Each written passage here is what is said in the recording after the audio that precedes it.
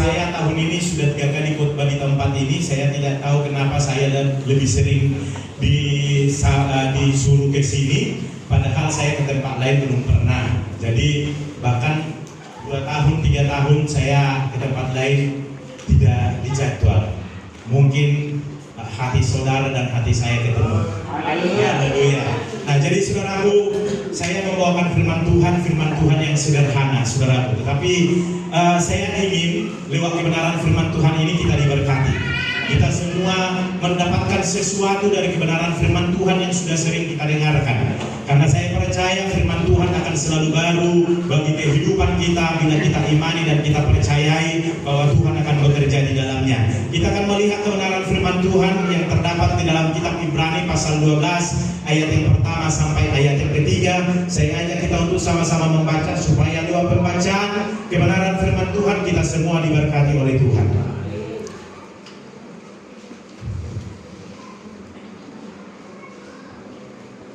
Ibrani pasal yang ke-12 ayat yang pertama sampai ayat yang ketiga.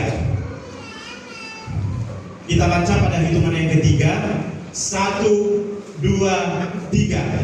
Karena kita mempunyai banyak saksi bagaimana kawan yang mengikuti kita, marilah kita menanggalkan semua perbuatan dosa yang begitu merintangi kita dan berlomba dan tekun dalam perlombaan yang diwajibkan bagi kita. Marilah kita melakukan dengan mata yang tertuju kepada Yesus yang memimpin kita dalam iman, yang membawa kita kepada kesempurnaan, yang mengalami kita tekun mengikut suami dan sukacita yang diharapkan bagi kita, yang sekarang sudah ingatlah selalu akan Dia yang bertekun menanam batu-batu terhadap dari pihak orang-orang berkhusus supaya jangan menjadi semangat.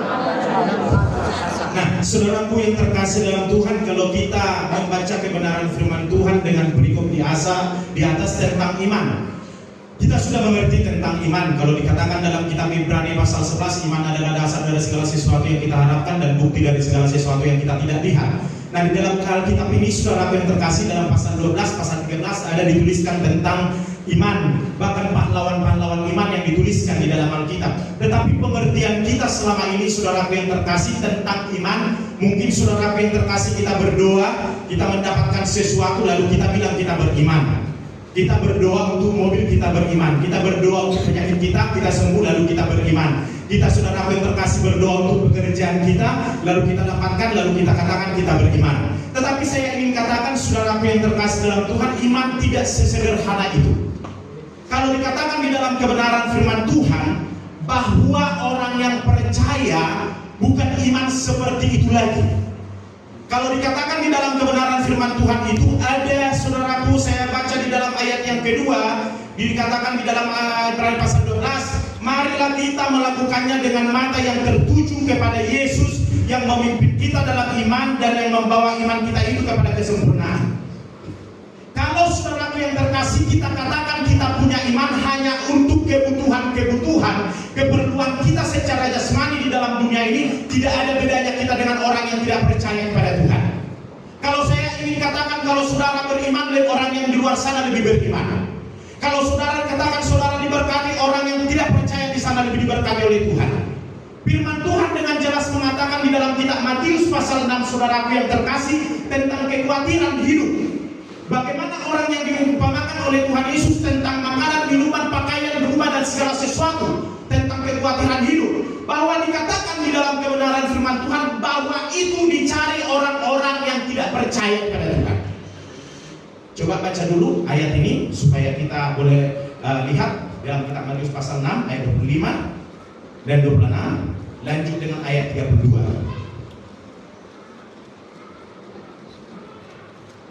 Salah seorang membaca dengan suara yang kuat. Boleh Sidolus. Pandanglah burung-burung di langit yang tidak menabur dan tidak menuai dan tidak mengumpulkan bekal dalam lumbung, namun diberi makan oleh Bapamu yang di sorga. Bukankah kamu? Dikatakan begini, saudaraku, pandanglah burung-burung langit yang di langit yang tidak menabur dan tidak menuai dan tidak mengumpulkan bekal dalam lumbung, namun diberi makan oleh Bapakmu di surga, bukankah kamu jauh lebih burung-burung itu? Saya katakan kepada saudara, burung-burung ini tidak memerlukan iman, tapi dipelihara oleh Tuhan. Saya ingin katakan tentang kebutuhan saudara, apa yang saudara perlukan. Kalau saudara baca di atas, saudaraku, tentang kekhawatiran, tentang makanan, minuman, pakaian, dan segalanya, saudaraku yang terkasih, Bapakmu tahu bahwa engkau memerlukan itu, tidak perlu iman untuk itu. Haleluya. Haleluya. Itu yang dikatakan dalam kebenaran firman Tuhan. Tanpa engkau berdoa pun, tanpa engkau memakai iman pun, bahwa Tuhan tahu engkau membutuhkan itu kata kebenaran firman Tuhan. Coba lanjut. Ayat 32. Semuanya itu dicari bangsa-bangsa yang tidak mengenal Allah. Semuanya itu dicari oleh bangsa-bangsa yang tidak mengenal Tuhan. Yang tidak mengenal Tuhan. Coba sama-sama kita katakan, yang tidak mengenal Tuhan. 1, 2, 3.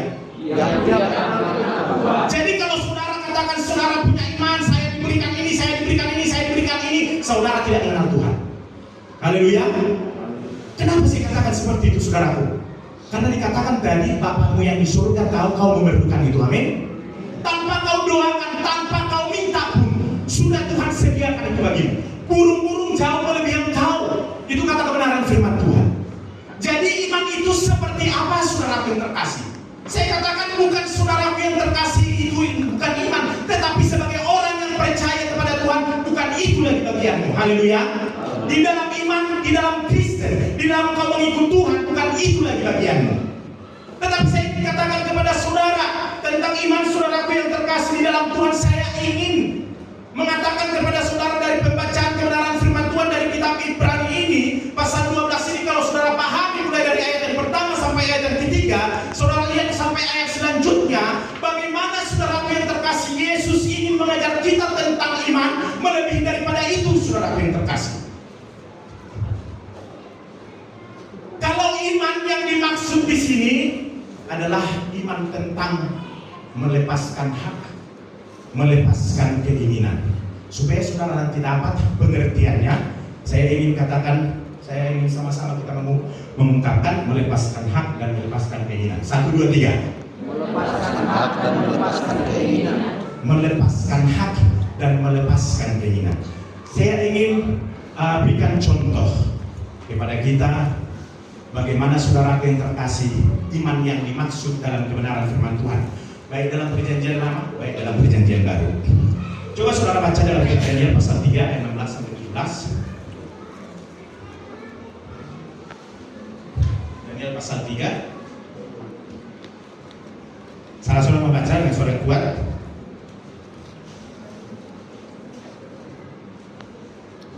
Firman Tuhan. Ayo sekarang. Ayo Bapak Sintua Semanjuntak. Lalu Sadrak, Mesak, dan Abednego menjawab Raja Nebukadnezar, tidak ada gunanya kami memberi jawab kepada Tuanku dalam hal ini. Lanjut. Jika Allah yang kami puja sanggup melepaskan kami, maka Ia akan melepaskan kami dari perapian yang menyala-nyala itu dan dari tanganmu, ya Raja. Nah, saudara boleh perhatikan di sini. Kenapa saya katakan iman itu melepaskan hak dan keinginan? Sadrak, Mesak, dan Abednego di sini saudaraku diperhadapkan satu peristiwa yang luar biasa. Mereka ingin hidup karena dikasih kesempatan untuk hidup. Haleluya. Dalam cerita ini saudaraku yang terkasih dalam Tuhan, bahwa mereka tidak mau menyembah patung yang didirikan oleh raja. Lalu saudaraku yang terkasih dalam Tuhan, ketika raja tahu, lalu mereka harus dihukum mati. Amin. Dimasukkan ke dalam perapian yang menyala-nyala. Dan saudaraku yang terkasih, mereka ingin hidup sebetulnya. Mereka ingin tidak masuk ke sana, saudaraku. Tetapi iman mereka harus mereka pertanggungjawabkan. Raja mengatakan, saya beri kesempatan kepada kamu untuk menyembah patung yang didirikan itu. Kalau kamu menyembah, kamu akan hidup. Tetapi kalau kamu tidak akan menyembah, perapian ini akan dinyalakan 7 kali lebih panas dan kau akan mati di dalam. Saudaraku yang terkasih dalam Tuhan, iman mereka kepada Tuhan mereka, kepercayaan dalam mereka kepada Tuhan mereka tidak dipatahkan dengan keinginan mereka. Amin.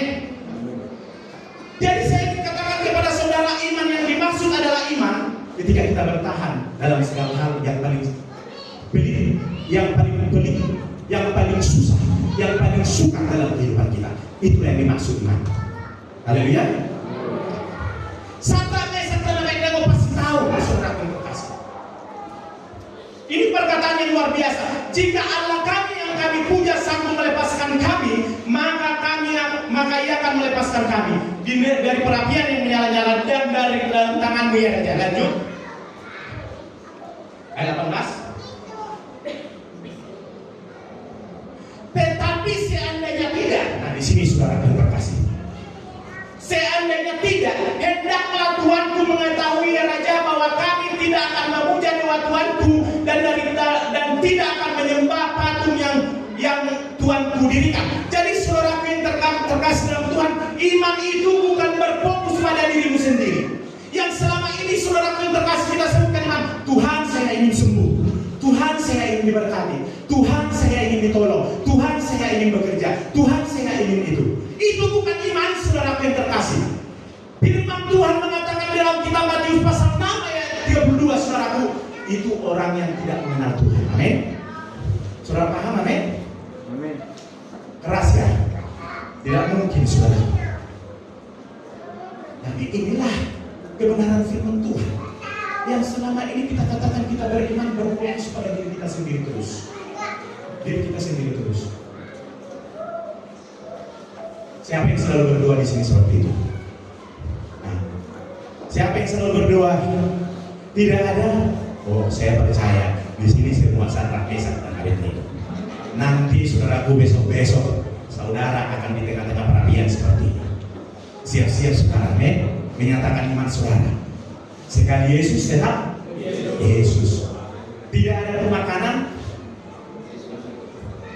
Tidak ada pemakanan. Hujan pun datang. Oke. Saya tanya dulu hamba Tuhan di sini. Hujan datang sepi nggak gereja? Sepi nggak gereja? Mana perapian menyala-nyala sepi doin lah. Wahado jadi.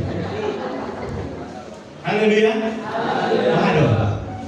Jika Yesus tetap Yesus, amin. Tapi kalau kebenaran firman Tuhan ini saudara akan dikuatkan, saudara akan dimotivasi bahwa sekalipun perapian yang menyala-nyala, saudara akan tetap maju untuk Yesus. Karena mata tertuju kepada Yesus tadi. Karena dikatakan di dalam kitab Ibrani pasal yang ke-12 ayat yang kedua, dengan mata yang tertuju. Haleluya, hujan pun, oh mata saya ada pada Yesus. Saya akan terus. Haleluya. Dan semangat imannya. Amin. Haleluya. Nah, hamba Tuhan dicatat ini. Kalau enggak didatangi, mana janjimu kemarin? Sekali Yesus, tetap Yesus. Dan saya percaya di sini yang namanya iman luar biasa. Kalau dalam cerita kebenaran firman Tuhan, Abraham dikatakan adalah bapak dari segala orang percaya. Dalam kitab Ibrani, saudara yang terkasih dituliskan. Dan kita mengaku sebagai orang yang percaya bahwa Abraham adalah bapak dari segala orang percaya. Amin. Dalam kitab Kejadian pasal 12 ayat yang pertama sampai ayat yang ke-7 masih sempat kita baca dulu. Kejadian pasal 12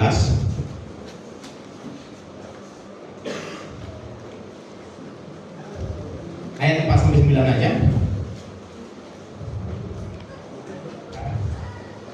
Kejadian 12 ayat 4 sampai 9. Firman Tuhan, lalu pergilah Abraham seperti yang difirmankan Tuhan kepadanya, dan Lot pun ikut bersama-sama dengan dia.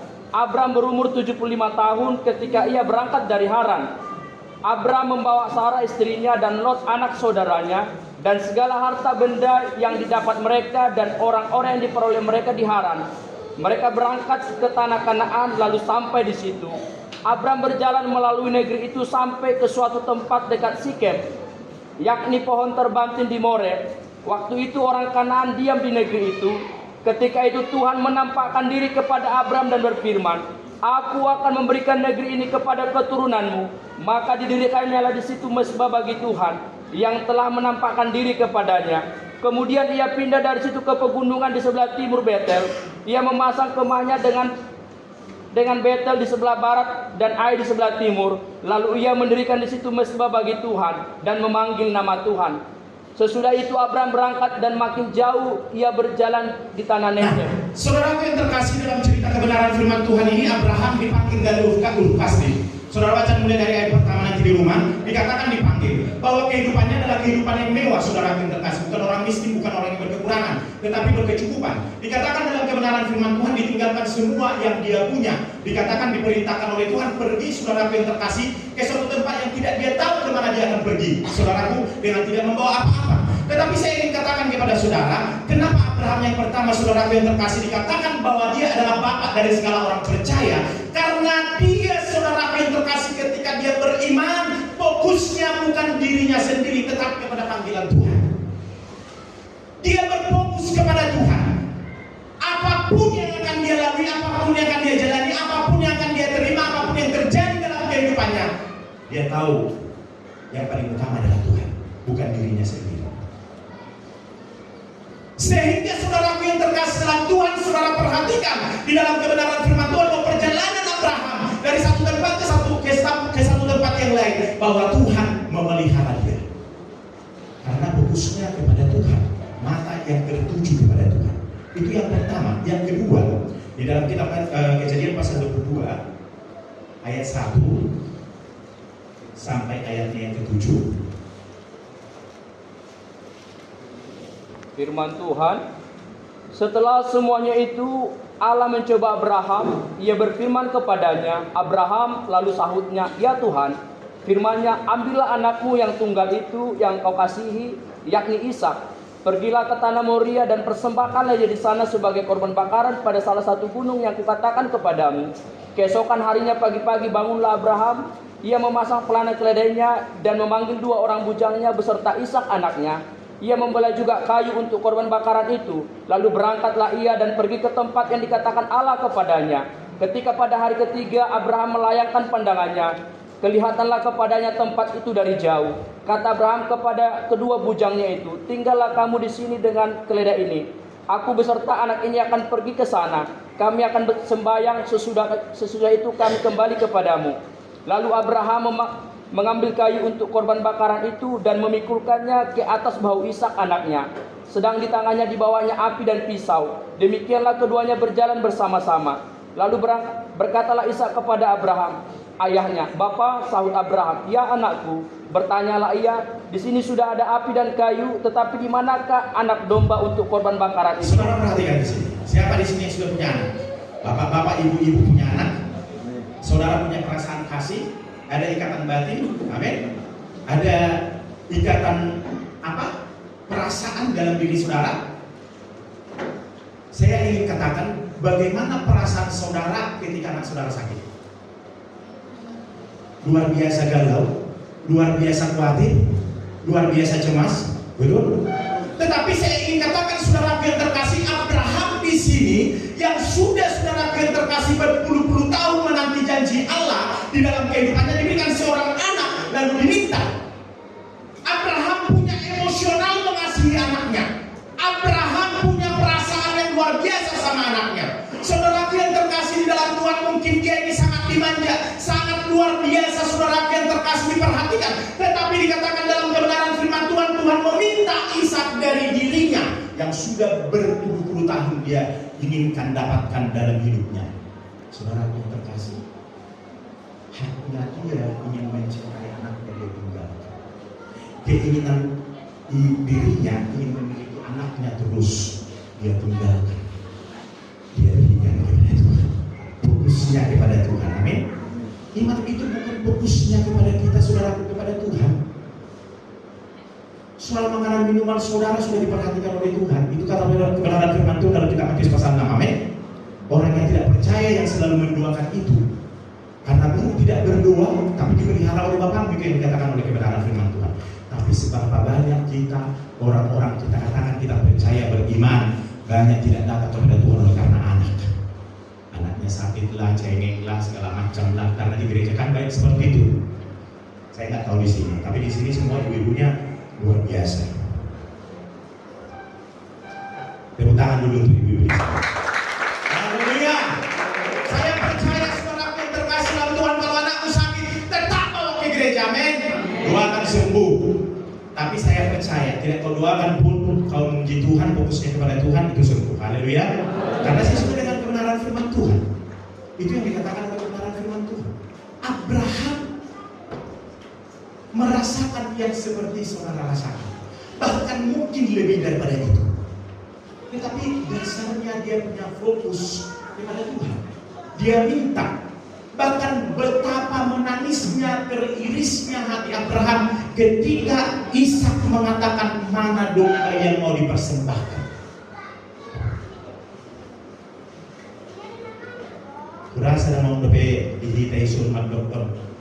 Sebenarnya mau anak. Gak ada kan? 1 tahun naik nama umurnya anak malah penyakit. Ini dia sendiri yang mau bunuh saudara. Saya ingin katakan, kalau iman sudah berbicara, hal apapun dari keinginanmu itu akan dipatahkan. Haleluya. Kalau ada yang berkata, saya dengar tadi untuk pembangunan gereja di sini, betul? Ada nggak yang punya pakai cincin? Jangan disembunyikan. Ada? Nggak ada ya. Kalau dokter jangan dong ini biar kita putih. Iman yang berkata, berikan kepada Tuhan untuk pembangunan gereja ini. Nggak ada mau ngamin. Nah, doa harus orang masna. Haleluya. Karena saya dengar tadi untuk pembangunan gereja. Ya, saya 5 tahun melayani di Surabaya, 7 tahun melayani di Jakarta. Saudara yang terkasih dalam Tuhan, kalau di sana melayani luar biasa. Bahkan pendeta saya pernah dibawa 1 bokor emas, mobil pun dibeli. Oleh anak-anak dalam mungkin mustahil. Jemaat, nah hari zaman Yesus pasti suatu saat akan terjadi. Anda sudah mendengar firman Tuhan ini. Haleluya.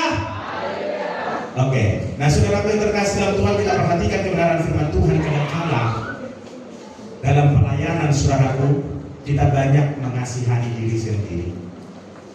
Hamba-hamba Tuhan, jemaat Tuhan, oh saya tidak diperhatikan, saya diomongin, apalagi saudara, ide saya tidak diterima, saya begini, saya tidak dikasih pelayanan.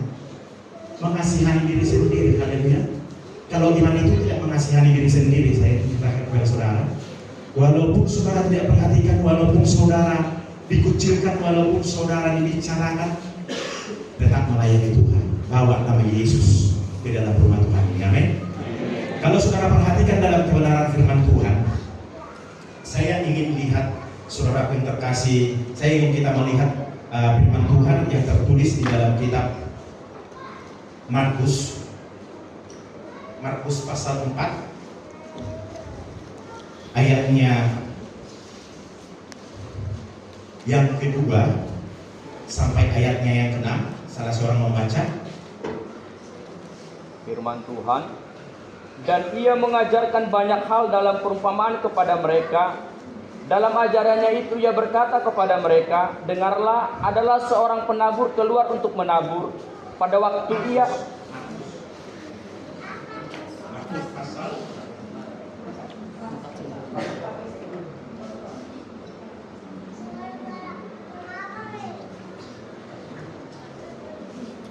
Matius pasal 11 saja. Matius pasal 11. Matius pasal 11 ayatnya yang kedua sampai ayatnya yang ke-6. Firman Tuhan. Di dalam penjara Yohanes mendengar tentang pekerjaan Kristus, lalu menyuruh murid-muridnya bertanya kepadanya, engkaukah yang akan datang itu, atau haruskah kami menantikan orang lain? Yesus menjawab mereka, pergilah dan katakanlah kepada Yohanes apa yang kamu dengar dan kamu lihat. Orang buta melihat, orang lumpuh berjalan, orang kusta menjadi tahir, orang tuli mendengar, orang mati dibangkitkan, dan kepada orang miskin diberitakan kabar baik. Dan berbahagialah orang yang tidak menjadi kecewa dan menolak aku. Saudara perhatikan kebenaran firman Tuhan. Dalam Alkitab banyak nama Yohanes. Ada Yohanes murid Tuhan Yesus, ada Yohanes Pembaptis. Yang bicara di sini adalah Yohanes Pembaptis. Waktu itu dia di penjara. Kita tahu ceritanya, saudara yang terkasih dalam Tuhan, bahwa kepalanya akan dipenggal dan akan dibawa kepada raja. Dituliskan di dalam kebenaran firman Tuhan, saudara yang terkasih, ketika Yohanes, seorang pembaptis, seorang nabi, kalau firman Tuhan mengatakan dialah yang membuka pelayanan bagi Tuhan, luruskanlah jalan bagi Tuhan. Di dalam kitab Yohanes pasal 3, saudara yang terkasih, Yohanes berseru-seru kepada orang berdosa, dikatakan, berilah dirimu dibaptis, hai keturunan ular beludak, kerajaan Allah sudah dekat. Tetapi saudara yang terkasih, saudara perhatikan di dalam kitab Matius pasal 11 ini, ayat yang kedua sampai ayat yang ke-6, ketika saudara yang terkasih dalam Tuhan di dalam penjara, dia tahu dia akan mati.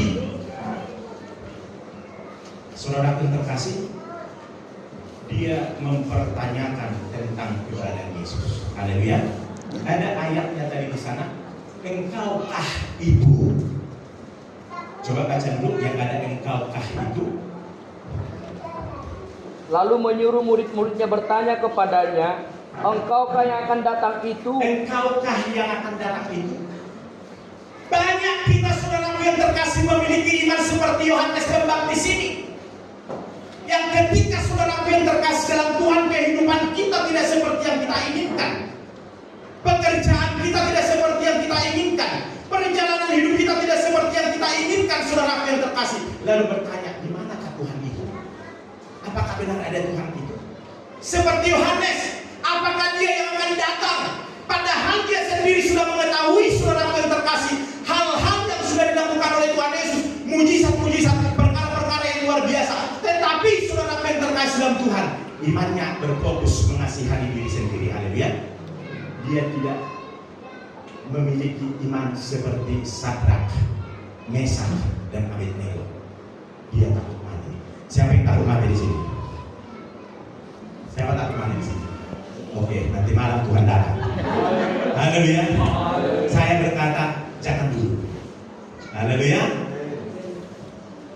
Seringkali kita saudaraku, saya rindu ke sana, rindu ke surga, suku di seperti belum ada dan nol. Jadi di tahun ini ada barangnya, dia nanti dan mau hilang. Haleluya. Ada kebenaran firman Tuhan. Barang siapa mempertahankan nyawanya, dia akan kehilangan nyawanya. Minta di sini semua, beriman semua. Tetapi barang siapa kehilangan nyawanya karena aku, ia Akan hidup. ya apa? Akan mendapatkannya. Coba baca dulu ayat ini. Ada yang tahu ayat ini di mana? Karena saya tidak sediakan, saya teringat dalam mimbar ini. Barang siapa kehilangan nyawanya karena aku. Coba baca dengan suara yang kuat. Inilah firman Tuhan, Matius 10 ayat 39. Matius 10 ayat 39. Coba buka dulu semua. Ayo baca, silakan. Barang siapa mempertahankan nyawanya, dia akan kehilangan nyawanya. Dan barang siapa kehilangan nyawanya karena aku, dia akan memperolehnya. Oke. Kita ikuti kepada kedua cerita antara Yohanes Pembaptis dengan Sadrak, Mesak, dan Abednego. Haleluya. Saya teringat di mimbar ini, saudara. Kalau Sadrak, Mesak, dan Abednego tidak takut kehilangan nyawanya oleh karena itu kalian yang mendapatkan nyawanya kembali, kan? Ya. Dikatakan bahwa api pun tidak bisa menghanguskan iman mereka. Api yang menyala-nyala, yang sudah 7 kali lebih kuat nyalanya dibuat oleh raja, tidak dapat menghanguskan iman mereka yang luar biasa. Firman Tuhan ini mengatakan barang siapa mempertahankan nyawanya, ia akan kehilangan nyawanya. Barang siapa kehilangan nyawanya karena aku, ia akan memperolehnya. Sadrak, Mesak, dan Abednego memperoleh nyawanya kembali.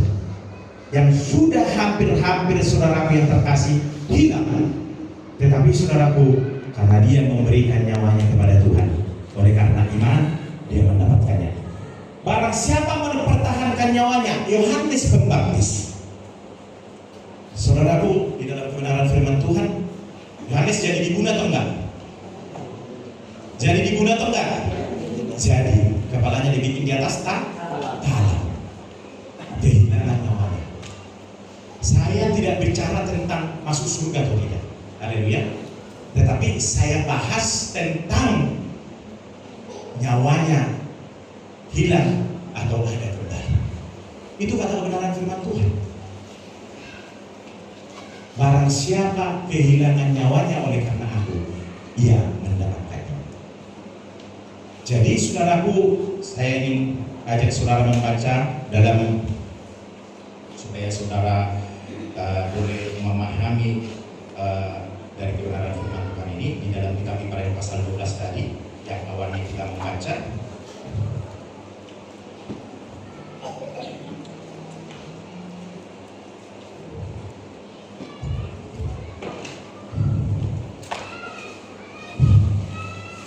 Mulai dari ayat yang kedua saya baca begini. Marilah kita melakukannya dengan mata yang tertuju kepada Yesus, melakukan segala sesuatu.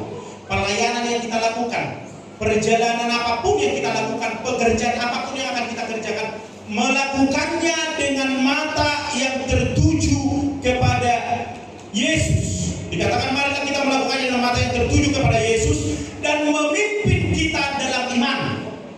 Dan memimpin kita dalam iman. Kalau kita sudah melakukannya, tujuannya untuk Tuhan, Tuhan akan memimpin iman kita. Dan yang membawa iman kita kepada kesempurnaan, dikatakan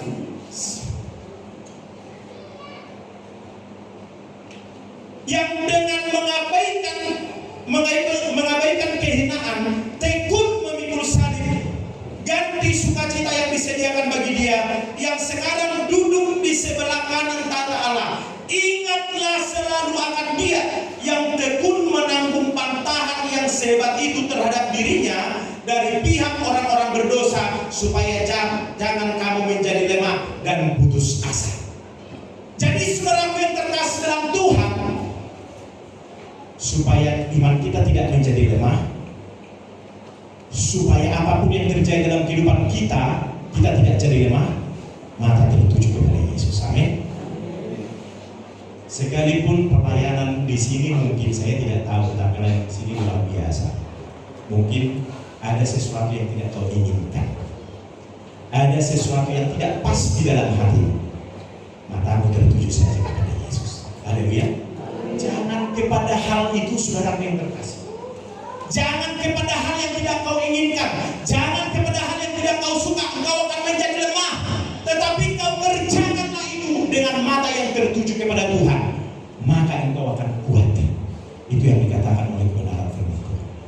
Saya teringat saudaraku akan kebenaran firman Tuhan yang disampaikan oleh Yohanes di Pulau Patmos kepada ketujuh jemaat di Asia Kecil, yang tertulis dalam kitab Wahyu kepada jemaat yang ada di Smyrna. Bagaimana saudaraku yang terkasih, lewat Yohanes Yesus memuji pekerjaan mereka di dalam Tuhan. Mari kita baca ayat ini di dalam kitab Wahyu pasal 2.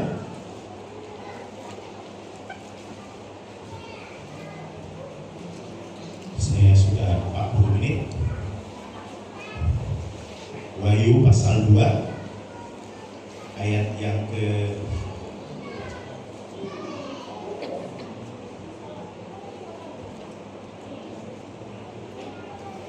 ke-8, salah seorang membaca firman, atau sama-sama saja kita membaca supaya kita diberkati lewat pembacaan firman Tuhan ini.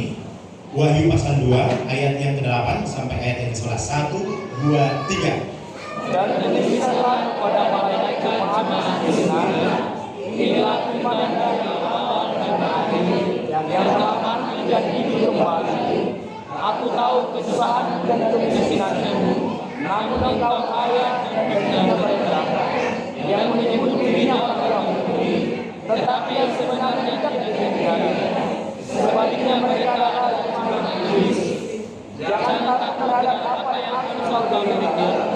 Sesungguhnya iblis akan melemparkan beberapa orang dari antaramu ke dalam penjara, supaya kamu dan kamu akan beristirahat selama 7 hari.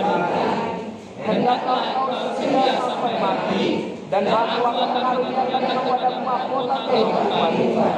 Siapa bertelinga hendaklah ia mendengar apa yang dikatakan oleh Tuhan. Barang siapa menang, dia tidak akan menderita apa-apa oleh kematian yang kedua. Oke. Sebagai orang yang percaya kepada Tuhan, saudaraku, sebagai orang yang beriman, yang dikatakan beriman, harus kaya dalam penderitaan, amin. Harus kaya dalam penderitaan, amin. Saya ambil satu contoh, saudaraku, Sadrak, Mesak, dan Abednego. Mereka pada waktu itu yang dituliskan tentang iman mereka, mereka sedang ada di pembuangan. Mereka sedang ada di dalam penjara. Saya katakan penjara karena saya percaya tidak ada kebebasan di sana, karena mereka ada di negeri orang. Mereka dibuang ke Babel, saudara kasih. Mereka kaya dalam penderitaan. Sedikit-sedikit mereka punya masalah. Sedikit-sedikit mereka punya masalah. Tentang Daniel, saudaraku yang terkasih, saudara mereka yang ada di gua Sina. Banyak hal-hal, saudaraku yang terkasih, yang mereka alami. Mereka kaya dalam penderitaan. Mereka kaya dalam kesusahan. Itulah kalau orang yang mempunyai iman. Jangan engkau bangga kalau hidupmu melambai-lambai seperti nyanyian TPRI dulu, melambai-lambai gitu, saudara. Niur di pantai, akhirnya gugup. Iman kita pun tidur. Jangan engkau, oh aku punya iman, hidupku senang saja, hidup ini. Tidak mau keluar dari zona nyamannya. Banyak sebetulnya yang bisa kau kerjakan, saudara yang terkasih dalam Tuhan. Ini firman Tuhan yang dituliskan oleh Yohanes, disampaikan kepada kita pada saat siang hari ini, bagaimana Tuhan memuji pekerjaan mereka, kaya dalam penderitaan. Dan ada firman Tuhan yang disampaikan, jangan takut terhadap apa yang kau derita. Amin. Itu di dalam ayat 10 dikatakan begini, jangan takut terhadap apa yang harus engkau derita. Jangan takut. Banyak orang Kristen sekarang ini sedikit-sedikit takut. Sedikit-sedikit takut. Sedikit-sedikit takut. Bukan orang yang beriman itu. Haleluya. Jadi saya katakan tadi, yang ingin saya sampaikan kepada saudara, bahwa iman itu tidak sesederhana pengertian kita selama ini, saudara yang terkasih. Kita berdoa, lalu Tuhan berikan aku pekerjaan, diberi. Lalu saudara yang terkasih dalam Tuhan, oh saya beriman, saya dapat pekerjaan. Oke, saudara beriman, tetapi firman Tuhan mengatakan dalam kitab Matius pasal 6, itu adalah orang yang tidak percaya kepada Tuhan. Saya teliti, saudara yang terkasih dalam Tuhan, bahwa lebih banyak orang yang kaya daripada orang-orang Kristen yang disebut beriman itu. Haleluya. Tetapi saya ingin katakan bahwa orang yang beriman adalah ketika ia masuk ke dalam perapian yang menyala-nyala dan dia tetap mempertahankan imannya di sana dengan mata yang tertuju kepada Tuhan, dengan melepaskan haknya, saudara yang terkasih. Dan itulah yang disebutkan iman. Saya baca kebenaran firman Tuhan dalam kitab Matius pasal 6 ini, saya rupanya selama ini saya cengeng. Saya punya masalah, saya menangis. Punya masalah sedikit, menangis. Banyak orang Kristen berdoa menangis. Tetapi saudara yang terkasih dalam Tuhan, menangislah karena engkau belum bisa memberi yang lebih kepada Tuhan. Amin.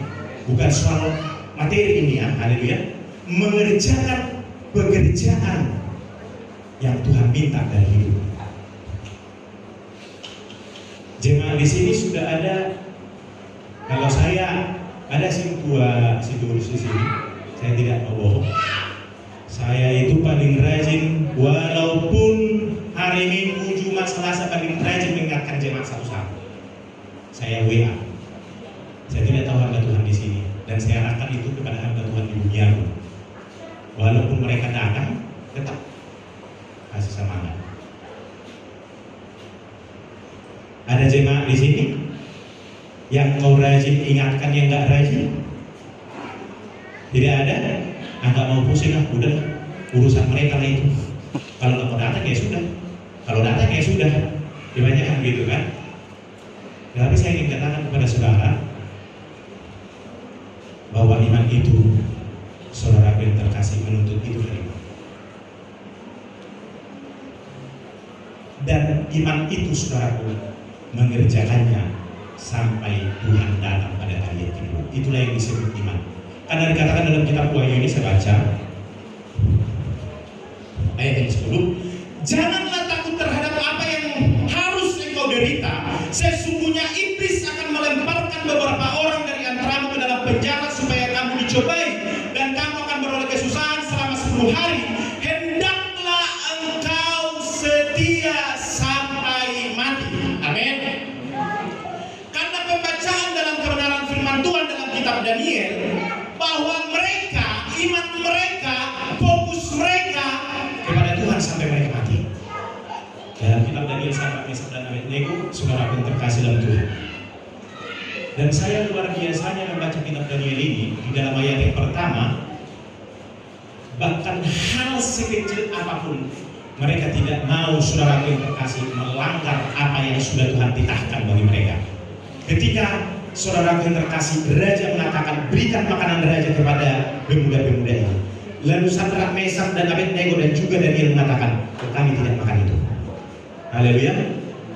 Dan ketika mereka tidak makan itu, nanti raja marah kepada kami karena kalian kurus-kurus. Ada akan perbedaan bahwa kami memiliki iman.